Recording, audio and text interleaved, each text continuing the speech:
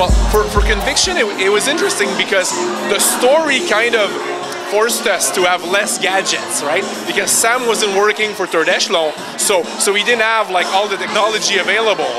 So what we've done is all the gadgets that Sam acquires in the single player story, they're all either stuff he finds somewhere, or he steals, or a friend gives it to him. So it's more story driven the way you get the gadgets. And at the beginning of the game, like the first gadget you get is actually a mirror, a car mirror to look under doors, right? So that's like the snake cam, but like old school, improvised, you know. So, but after that you get a real snake cam that's obviously better. So yeah, I mean, what was important for us was really to make sure that we didn't have like too many gadgets that would confuse people and that would all end up being the same. You know, I wanted to have less gadgets that would have a clear, you know, impact in the gameplay. So that for any situation you had a gadget that you knew you could use and you'd have fun with it.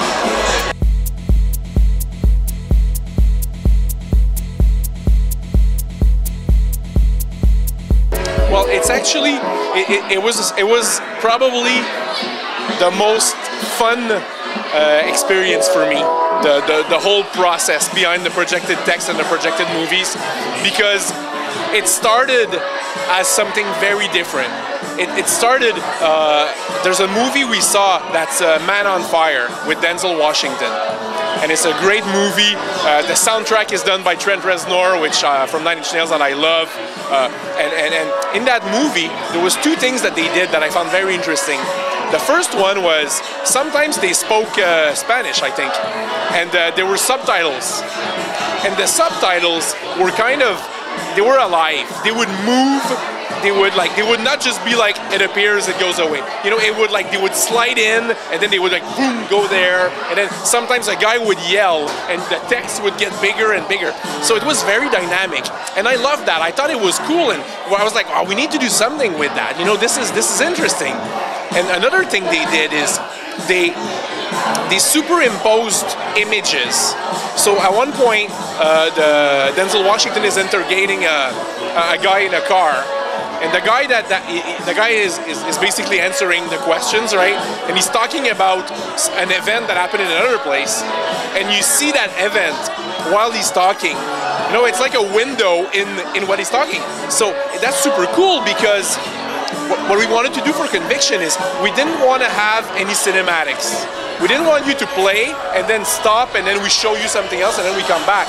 But at the same time, we wanted to tell a great story. So we needed to have scripted events and stuff like that. So then our artistic director, GP, he started like doing different tests, and other guys on the team, GS, technical director, they tried different things, and we tried a lot of stuff. We tried actually 3D letters. They were actually 3D and they would float, and we tried a shitload of stuff. And then at one point, GP came up with the idea of using an actual light that was projecting the text and projecting the movies. And you know, because we're Splinter Cell, you know, it's a game of light and shadow, having an actual light display that is cool. And then when Sam or a character would move in front of the light, it's displayed on him, right? So it's super nice, it's dynamic, it fits super well. So I mean, it's one of the things that, to me, you know, it really started like one thing and it really flourished into being something that I'm really, really proud of.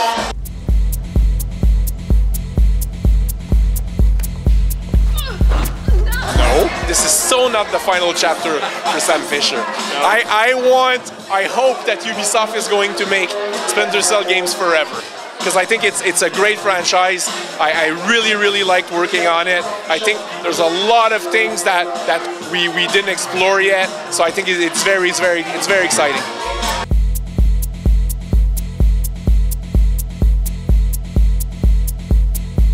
Well, no, I mean, for me, I mean, obviously there was a reflection for Ubisoft on how to enlarge the target audience, how to go get more people, and something that came out a lot when we did focus groups and when we talked to a lot of people.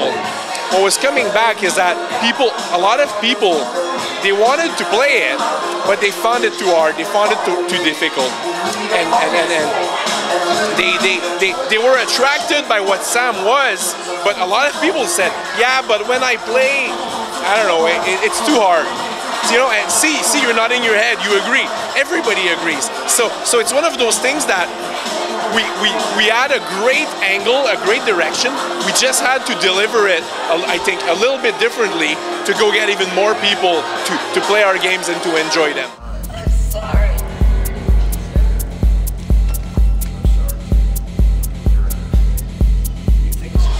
Splinter Cell Conviction is an exclusive Xbox 360 title.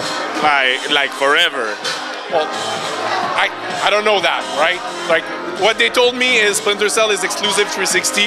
I think it's super cool because Microsoft has been a super good partner for us. They've been great. We've worked with them a lot for E3 when we came out we were at their press conference, so they gave us a lot of visibility.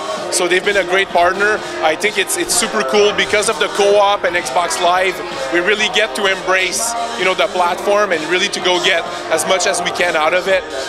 But for the future, I don't know. I'm just a creative director.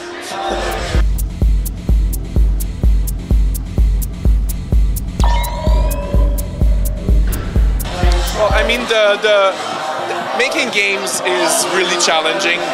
It's not an exact science, right? You work hard, you try things. Sometimes they work, sometimes they don't.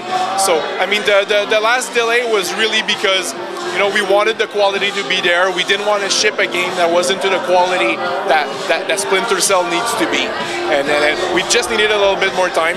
It's one of those. It was very hard for everyone because we were rushing so much. And everybody was tired, and we could see the line, and then we weren't super happy with a couple of things that needed just a little bit more time. So we put the finish line a little bit further, and the team continued to work hard on it, which I think was great. And yeah, I mean, we made it. I think if you release a game, once it's released, it's over. So it better be good when it releases. You get one chance.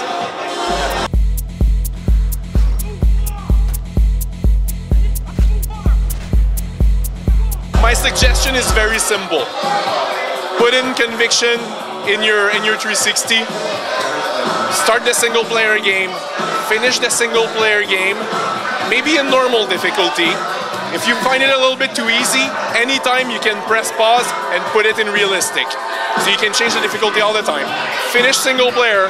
As soon as you're done, go play co-op story. Then co-op story, if you're hardcore, put it in realistic.